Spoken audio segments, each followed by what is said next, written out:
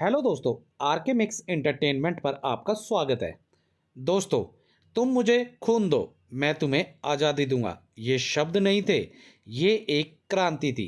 ये आवाज़ थी उस व्यक्ति की जिसने अंग्रेजी हुकूमत की नींव हिला दी। आज हम बात करने जा रहे हैं भारत माँ के उस सपूत की जिसका नाम सुनते ही रोंगटे खड़े हो जाते हैं। नेताजी सुभाष चंद्र बोस।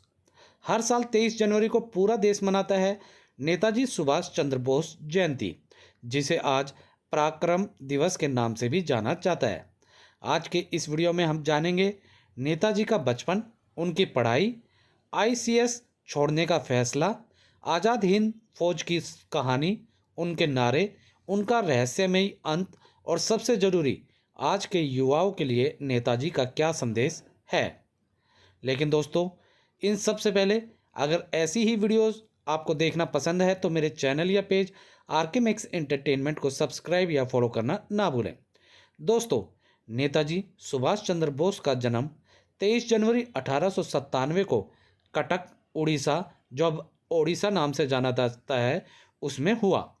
उनके पिता थे जानकी नाथ बोस, एक प्रसिद्ध वकील, और माताजी थी प्रभावती देवी, धार्मिक और संस्कारी महिला।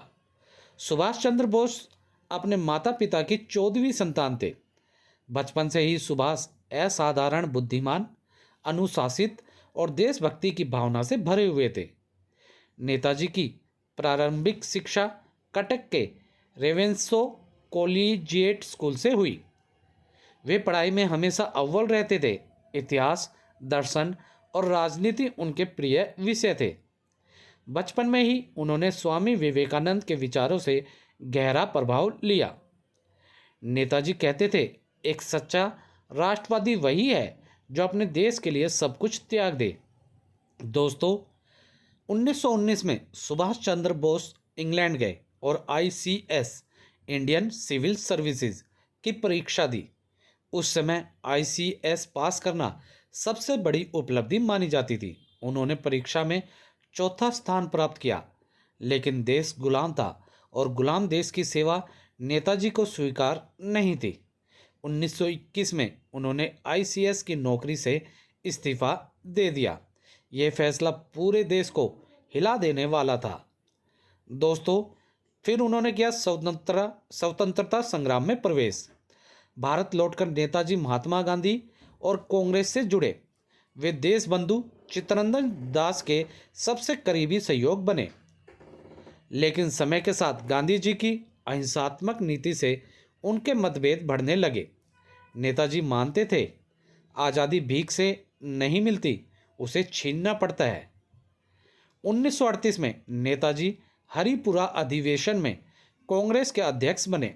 1939 में उन्होंने दूसरी बार चुनाव जीता, लेकिन गांधी समर्थकों के विरोध के कारण उन्हें अध्यक्ष पद से इस्तीफा देना पड़ा। इसके बाद उन्होंने बनाई फॉरवर्ड ब्लॉक। उसके बाद नज़रबंदी से उनका पलायन हुआ। अंग्रेजी सरकार ने नेताजी को घर में नज़रबंद कर दिया, लेकिन 21 जनवरी 1941 की रात नेताजी भेष बदलकर भारत से निकल गए। यह यात्रा भारत की सबसे रहस्यमयी यात्राओं में से एक है। उसके बाद उन्होंने की आज़ाद हिंद फौज की स्थापना। जर्मनी और जापान की मदद से नेताजी ने आज़ाद हिंद फौज, जिसे आईएनए भी कहा जाता है, उसका गठन किया। उनका नारा था दिल्ली चलो और राष्ट्रीय नारा था जय हिंद। उन्होंने बनाई आज़ाद हिंद सरकार और रानी लक्ष्मीबाई रेजिमेंट के साथ जुड़े। दोस्तों, ये दोनों बनाई उन्होंने। उसके बाद उनकी रहस्यमयी मृत्यु के बारे में जान लेते हैं। 18 अगस्त 1945 ताइवान में विमान दुर्घटना की खबर आई, लेकिन आज भी नेताजी की मृत्यु एक रहस्य बनी हुई है। कई लोग मानते हैं नेताजी जीवित थे। दोस्तों, नेताजी सुभाष चंद्र बोस केवल एक व्यक्ति नहीं थे, वे एक विचार थे। आज के युवाओं के लिए उनका संदेश है, डर को छोड़ो, देश को पहले रखो, आत्मबल बढ़ाओ, अन्याय के खिलाफ खड़े हो।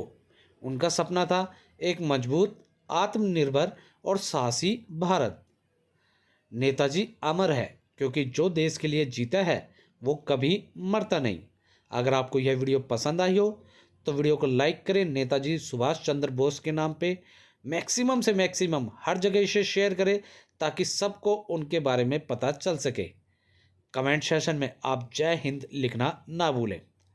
और दोस्तों, ऐसी ही वीडियोज़ के लिए आप लोग मेरे चैनल या पेज RK मिक्स क्रिकेट को सब्सक्राइब या फॉलो करना ना भूलें। धन्यवाद दोस्तों। जय हिंद।